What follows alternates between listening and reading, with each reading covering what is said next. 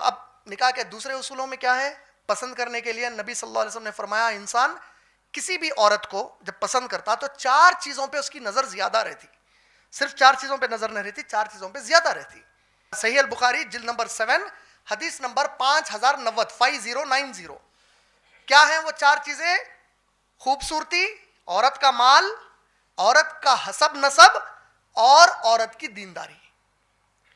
لوگ دینداری کو ترجیح دو بولے اللہ کے نبی صلی اللہ علیہ وسلم کا مطلب باقی کے 3 چیزوں کی بنیاد پہ پسند نہیں کرو نہیں بولے. مرد آدمی کسی بھی عورت سے شادی کیا بنیادوں پہ کرنا چاہتا؟ 4 بنیادوں پہ کرنا چاہتا.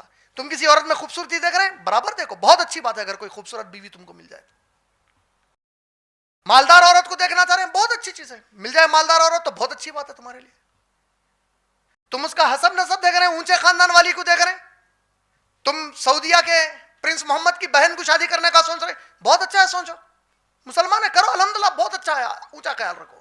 شاہ سلمان کی بیٹی سے کرنا چاہ رہے ہیں, کرو, اچھا خیال ہے, لیکن ترجیح کس کو دو؟ دینداری کو دو. کیونکہ جو اگر دیندار بیوی ملیں گی نا تو شوہر کی زندگی کو آسان کریں گی, جنت بنائیں گی.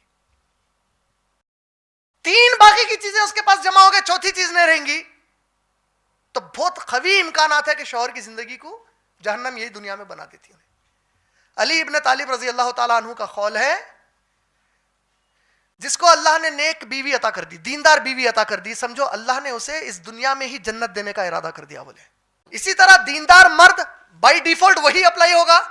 اس کے لیے ترمذی شریف کی ایک حدیث, اللہ کے نبی کریم صلی اللہ علیہ وسلم نے فرمایا, خاص طور پہ میری بہنیں غور سے سن لیں جو مائیں بن چکی ہیں.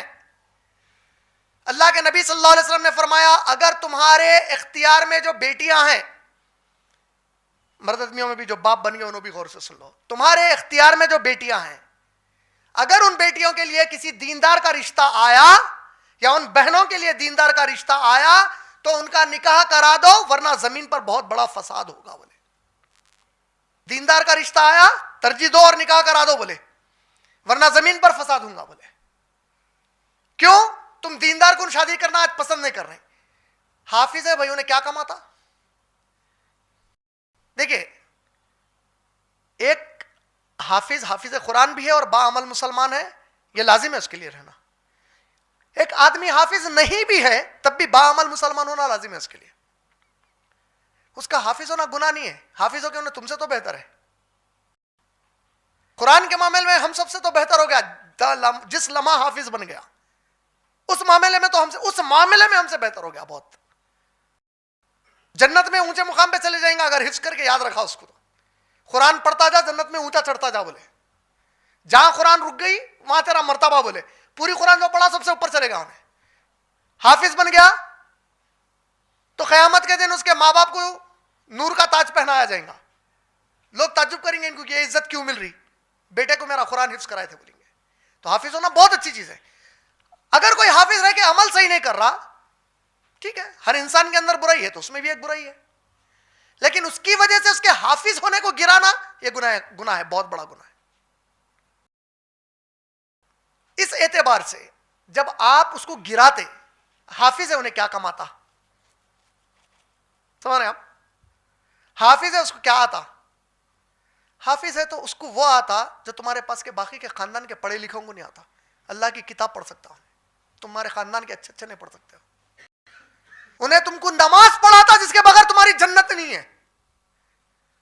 انہیں تمہاری تراویح پڑھاتا, اس کے پیچھے ٹھہر کے پڑھتے تھا. تو گراؤ مت اس کو, تمہاری آخرت اس پہ ہی ہے. تو حافظ کو گرا کے ایک دنیا والے کو چڑھائے, اچھا ہے. اب شادی کر کے دینے کے بعد جو نظریے کے بچے کو شادی کرے انہیں ساری زندگی وہی نظریے سے گزاریں گا. میں بھی منہ مارتا ہوں تو بھی منہ مار, میرے 4 گرل فرینڈ تیرے بھی بوائے فرینڈ, میں بھی برا نہیں مانتا تو بھی برا مت مانا. میں بھی میری خلیری بہن, میری بہن چچیری بہن کے گلے میں ہاتھ ڈال لے کے فوٹو لیتا ہوں, تو بھی لے. تیرے خلیرے بھائیوں کے, میرے بھائیوں کے گلے میں ہاتھ ڈال لے کے. میں تو سوچتا ہی نہیں, تو بھی نہیں سوچتی, میرے کو معلوم. اللہ کے نبی صلی اللہ علیہ وسلم فرمایا دیندار کا رشتہ آیا تو منع مت کرو بولے, چاہے انہیں تمہاری بیٹی کو اور بہن کو اپنی دوسری تیسری یا چوتھی بیوی ہی کیوں نہ بنانا چاہے. دیندار ہے کر دو بولے, جو چیز اللہ حلال کرے. سورہ محمد صلی اللہ علیہ وسلم کی آیت نمبر 9 کیا بولا؟ ان سے پوچھیں گے فرشتے روح نکالتے وقت مار مار کے, تم لوگ اس چیز کو کیسے ناپسند کرے جس کو اللہ نے حلال کیا تمہارے لیے. اللہ بول رہے ہیں کہ مرد آدمی کے لیے دوسرا تیسرا نکاح حلال ہے، چوتھا نکاح حلال ہے. ایک 2 کوڑی کی مسلمان عورت کی جرت کیسا ہوئی کہ اس کے اوپر کوئی سوال کرے اللہ کے حکم کے اوپر، بہانہ دے میں وہ تو ہے مگر نہ اگر سمعنا و اطعنا، ہم نے سنا اور ہم نے اطاعت قبول کی. کیا گارنٹی ہے انہوں اچھا رکھتے؟ کیا گارنٹی ہے پہلا والا اچھا رکھتا؟ کوئی گارنٹی نہیں لیتا. تم کو بولا گیا یہ اللہ کا قانون ہے، اس پہ عمل کرو، جو غلط عمل کریں گا چھڑانے کے راستے دیے اللہ تعالیٰ، آ جاتی بچی واپس. اتنا دل پہ کہیں لے رہے، تیری شادی تھوڑی ہو رہی دوسری، تو تھوڑی دوسری جورو بن کے جا رہا اس کی. میکزیمم کیوں ہو رہا؟ سوسائٹی کی وجہ سے ہو رہا. لیکن اسلام حلال کیا کرا؟ یہ حلال کرا اسلام. اور جو چیز کو اسلام حلال کرا کا مطلب کیا ہوا معلوم؟ اللہ اس کو پسند کرے ہمارے لیے، اس کے اوپر ہمارے دماغ میں سوال بھی آ سکتا اللہ کی پسند پہ. اس کے بعد اسلام میں باقی رہتے بھی ہم جا کے